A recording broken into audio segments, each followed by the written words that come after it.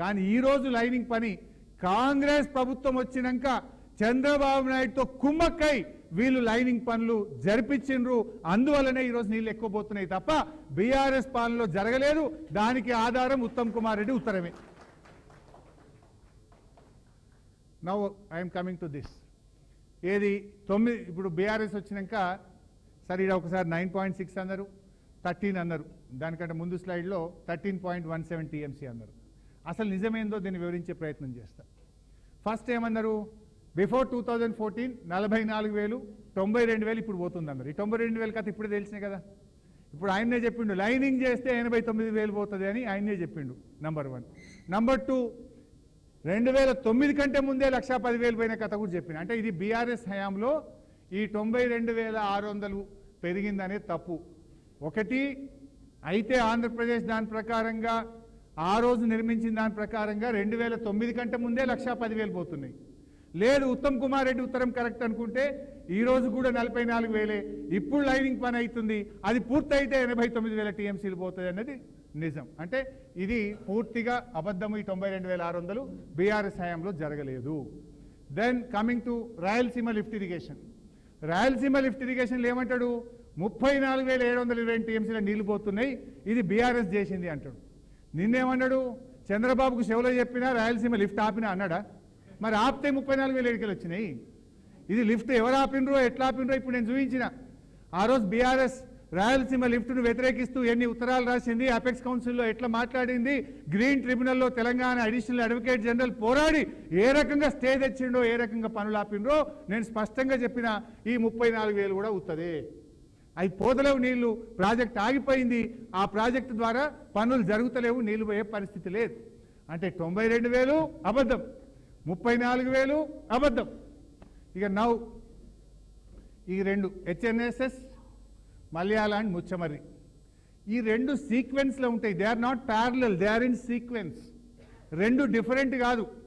ఆ నీళ్లు పోసే సిస్టమ్ ఒకటే ఉంటుంది. అంటే ఇది 833 ఫీట్ ఉంటుంది. 833 ఫీట్ల నీళ్లు లేకపోతే కిందికేలు గుంజడానికి ఇది 797 ఉంటుంది. They are in sequence, they are not parallel. 2 కూడా ఒక్కటే.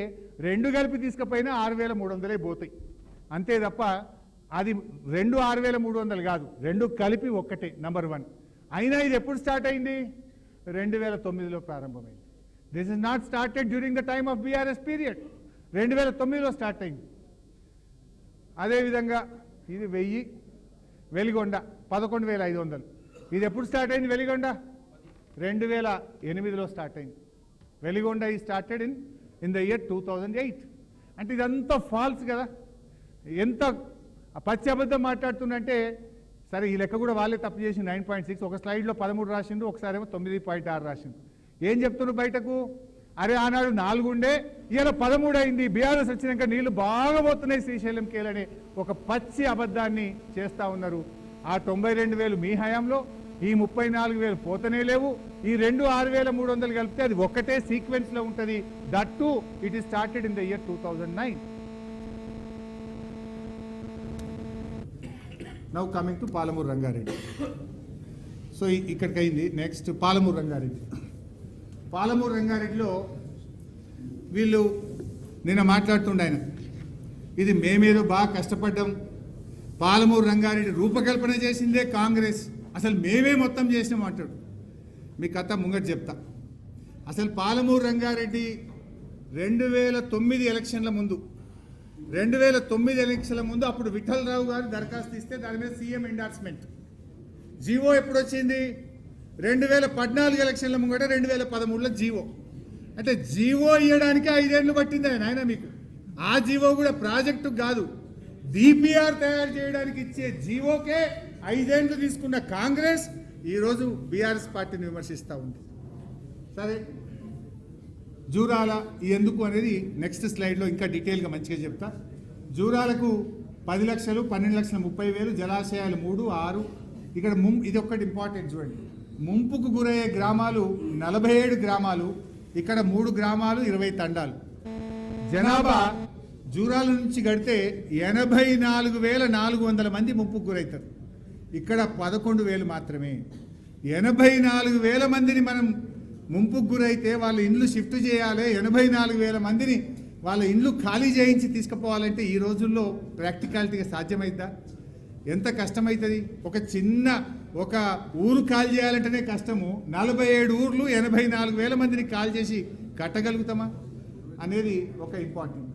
సరే, వాళ్ళు 5 6 ఏళ్లలో డిపిఆర్ కూడా చేయలేదు. మనము డిపిఆర్ఏ కాదు 90 టీఎంసీలకు 7 అనుమతులు కూడా పాలమూరు రంగారెడ్డికి మనం సాధించినాం. సరే, ఇది ఆయకట్టు వివరాలు 12,30,000. ఈ అనుమతులు మనం ఏమేమి సాధించినాం అనేటువంటివి అనుమతులు. నెక్స్ట్, సరే అనుమతులు సాధించినా నేను చెప్తలేను, ఇక్కడ ఇంట్రెస్టింగ్. ఇది ఉత్తమ్ కుమార్ రెడ్డి కేంద్ర ప్రభుత్వం. ఉత్తమ్ కుమార్ రెడ్డి ఏం రాశారు?